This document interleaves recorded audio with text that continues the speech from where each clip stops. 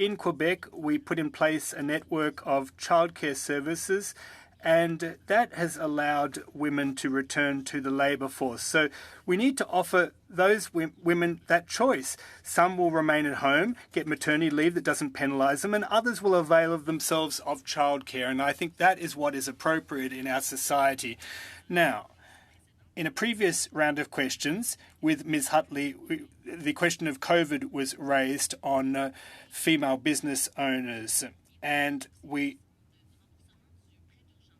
now, there's a whole issue of repaying CERB, the emergency benefit, or other business benefits. And the government had put in place a date where these individuals had to, or companies had to repay those loans. And it put a lot of pressure on small and medium-sized businesses, especially small businesses with just a couple of employees. And Ms. Suki, I'll come back to you in a moment about this, but it does affect female entrepreneurs. The fact is that this program had a deadline, it wasn't flexible, and, surely we can't even reach someone at the CRA to find ways of finding accommodations, having arrangements put in place. Why isn't there more flexibility on the part of the CRA and the government so that women don't have to remortgage their homes to pay back these loans or have to choose to pay off a credit card using another credit card? I'm very concerned about the survival of a lot of female-owned businesses that are in a precarious state and dire straits, in fact. So could you speak to that lack of flexibility on the part of the government, which is in fact the case with many federal government programs? Seconds. That's a hard call. It is, I think, this all or nothing choice. You can have the money now, we'll wait till later and you pay it. I think there has to be a discussion right through the whole program monthly. What percentage are you going to pay? So it's not at all loaded at the end, because right now I'm sure there's companies out there that cannot pay it. Well, I know there is because of the pressures, and some have not bounced back from COVID. Thank you very much. We're going to go online to Leah Gazan. Leah, you've got 6 minutes. Thank you so much. My first question is for Madame Hunter. One of the things that I proposed, you spoke about the stresses of parenting, and then you spoke about some moms having to work 3 jobs. I've actually been that mom. So I know how stressful that is. Although I have to say I was very lucky because, I had a post-secondary education, but as a single mom, to provide for my son in the way that I wanted to, my son also has special needs. I ended up working 3 jobs. I had a full-time academic job, and then I took on other contract work to support my family. One of the things that I've put forward, in light of the stress of families, in light of rising inflation, but really this financial stress on families that's often borne on the backs of women, I think we know that, is a guaranteed livable basic income. My response to the crisis of gender-based violence. We know call for Justice 4.5 of the National Inquiry into Murdered and Missing Indigenous Women and Girls calls for the immediate implementation of a guaranteed livable income for all Canadians, in addition to Indigenous people throughout the country, as a way to tackle gender-based violence.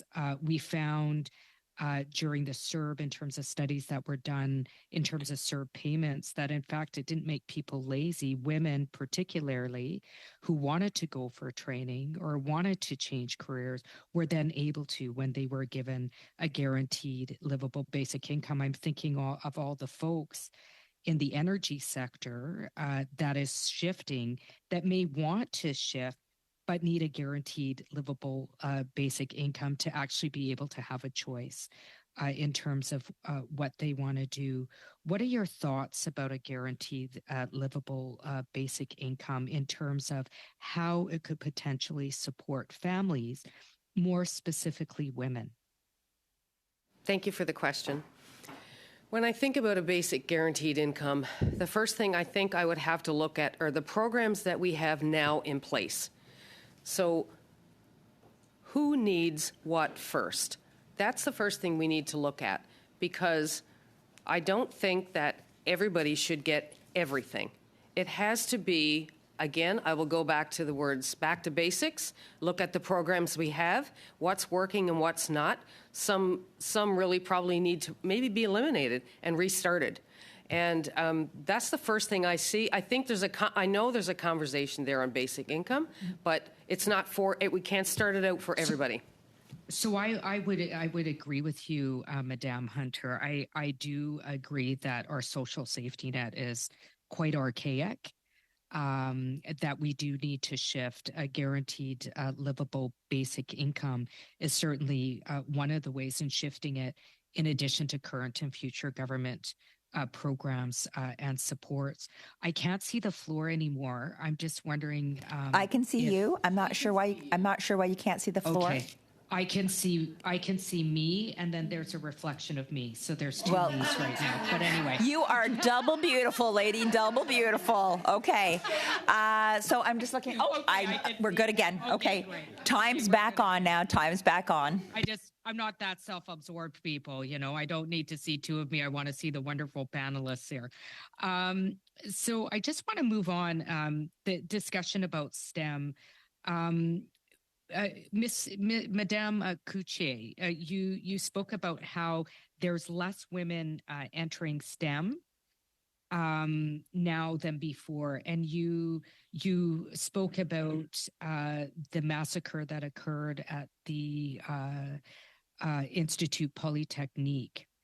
I was wondering if you could expand about that, because that's directly related to gender-based violence, and I'm wondering if you can expand on your analysis of that.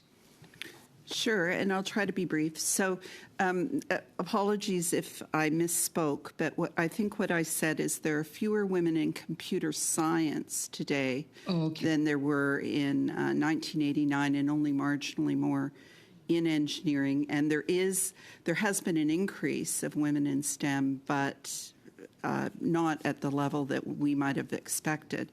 So I would say two things, maybe three. One is, why didn't it work? There were there were posters of astronauts and camps and this and that and this and that. I would argue no accountability. I would argue that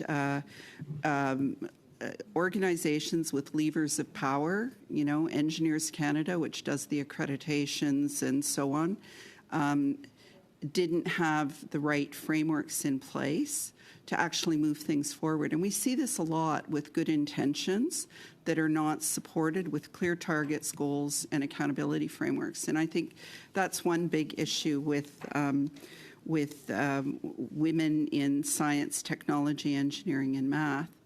And the trades. If you do a Google image search on carpenter, you will get Jesus, carpenter ants, Karen Carpenter, before you see a woman carpenter, and I kid you not. So those are very powerful images, and we have to work on obviously getting people in.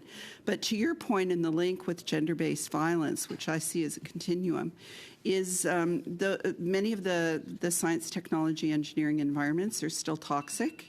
And what you see is there are retention issues, not just recruitment issues. And there's a lot more that could be said on that, but it feeds directly into our innovation entrepreneurship strategy and where the supports are. Because there's way more money if you've got a quantum computing startup than if you have a services-oriented business in a small community. And that just doesn't compute. We are down to the end of the meeting, but I'm going to just take Chair's prerogative and say, because we all have so many questions, are there any last comments that you want to make that you have not had the opportunity to say? We can give you a minute each if there's any last things that you just say, I haven't touched on this, passing it over. There's one thing I think I would like to comment, and it came from the first group that spoke, and it was the lady Michelle who had spoken about partnership with male and female in the family, and that was so bang on and resonated with me when I heard that, because out of all this, of myself running a business through COVID, my husband has been my rock. And he is probably my biggest fan in my own mind. But just when I think that I just can't take it anymore, he'll go, "So you're going there today, right?" I'm like, "Yes, I am." So I would like to thank him for that. I'll send some written comments, but there's several aspects of something I would like to focus on. Targets, transparency, accountability, absolutely fundamental. Look at the Investing in Women Code in the UK. Secondly, there are models of innovative practices. I'm not sure if anyone from Corrales testified. $5 million created 250 jobs with interest-free loans, 100% repayment rate. So it was actually, there's some really, really powerful examples that aren't on people's radar, and that's why I think the valuation piece is important. Last point is 50%, more than 50% of businesses start with less than $5,000. It's easier to get microfinancing grants and loans in Bangladesh currently than it is in Canada. And so if I were coming back to my starting point, which is 90% of private sector employment is SMEs, we've really got to invest. Awesome. Thank you so much for those wrapping up comments. On behalf of the committee, I'd really like to thank you for coming here. And since we're still public, I would like to say to all the women on behalf of our committee, Happy International Women's Day. Have a wonderful time. Anyway, we are going to suspend, and I'm going to remind those people online, we are going in camera, so please switch to the proper link, and we'll be suspending and reconvening in just minutes.